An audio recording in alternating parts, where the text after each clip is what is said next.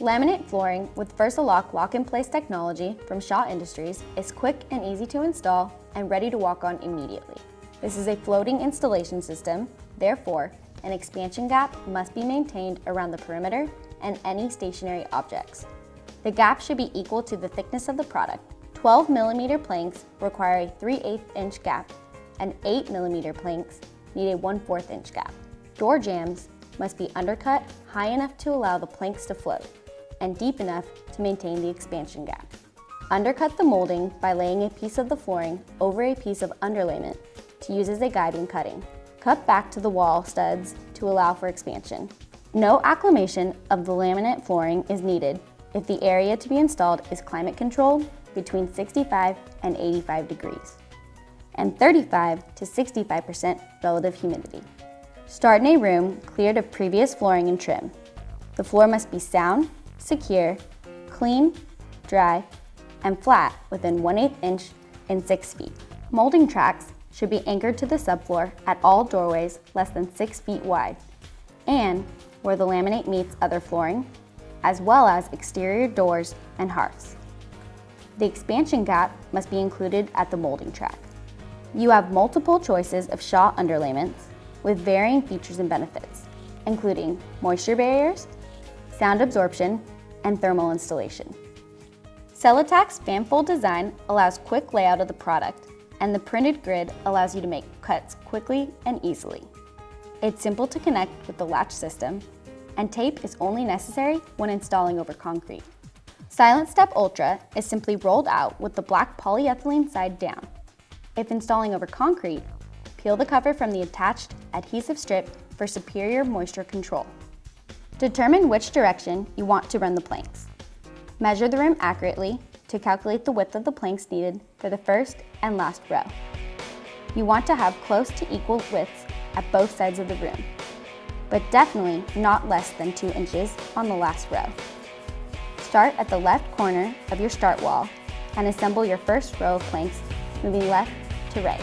If the wall is straight, trim the start row, if needed, to adjust the width of the final row. Here, we cut the first row in half to allow the last row to fill the doorway. The trimmed off portion of the first row can be cut to use for spacers. Glue the end joints with tongue and groove adhesive.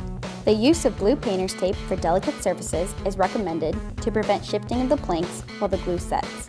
Measure and cut the last plank in the row, allowing for the 3/8 inch expansion gap at both ends of the row. If the last plank will be less than 6 inches, shorten the first plank in the row to compensate. Place spacers between the start wall and the first row. Start the second row with the piece cut off the last plank in the first row if it's at least 6 inches long. If not, cut a new plank 16 to 32 inches long. Place a spacer at the side wall. For the next plank, engage the side tongue and groove. Align the end joints and rotate the board downward to lock the end joints. Continue by engaging the sides, aligning the ends, dropping and locking. Once again, measure and cut the last plank in the row.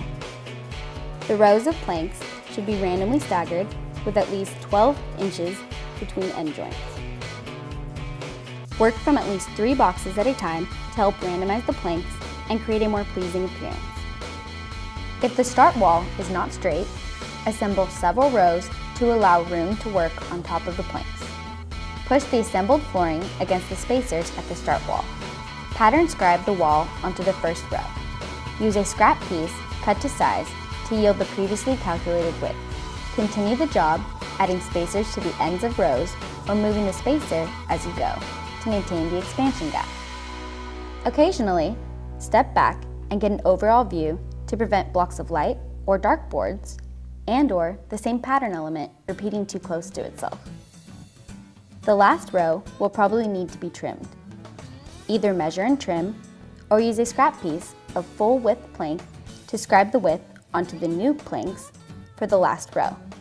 Leave the tongue and groove on the scrap piece to allow for the needed expansion gap. End joints for the last row must be glued the same as the first row. When you get to a door jamb or other obstacle that prevents lifting the plank to engage the tongue in the groove, use a rasp or chisel to remove the ridge from the groove. Place a bead of tongue and groove adhesive on the groove and slide the plank in place. Use painter's tape on the face to hold the joint tightly together until the adhesive sets. A pull bar can help ensure a tight fit before taping. Finally, install your trim molding. In this case, a T-molding at the door and quarter round at the perimeter of the room. Now, step back and admire your new floor. Installation of tile visuals differs only slightly from wood planks in that the grout lines must be pattern matched. We will define a single tile as a 16-inch by 16-inch visual and a plank as 48 inches consisting of 3 tiles. The first step is to choose which direction the planks will run. Next, measure the area and determine the width of the first and last row of planks. Most tape measures clearly show 16-inch multiples. Note the distance from the last full 16-inch multiple to the molding track. Here it is 6 inches. We want the first and last row to be close to the same size and more than half of a tile. Therefore, we add the 6-inch to the 16-inch and divide by 2, resulting in 11-inch wide start and finish rows. Now measure across the area and determine the size of the first and last tile in the row. Once again, note how much is left after the last multiple of 16. In this case, 9.5 inches. The 1/2 inch will provide the expansion gap on both sides. Instead of having 4.5 inch tile at both sides, add the 9 inches to 16 inches and divide by 2, giving you 12.5 inch tiles on both ends of the row. Cut the first tile of the first plank to size. Assemble the first row by engaging the end joints. If the planks must be disassembled while cutting and fitting, they must be slid apart while flat. If the remainder from the last tile in the first row is long enough, it can be trimmed and used to start the second row. To begin the second row, the first tile on the first plank will have to be cut to match the first row. The tile grout lines must match for a realistic visual. Therefore, the first plank in every row will need to be cut. Always match the center of the grout lines. Stagger end joints 16 or 32 inches. Work from multiple boxes at all times.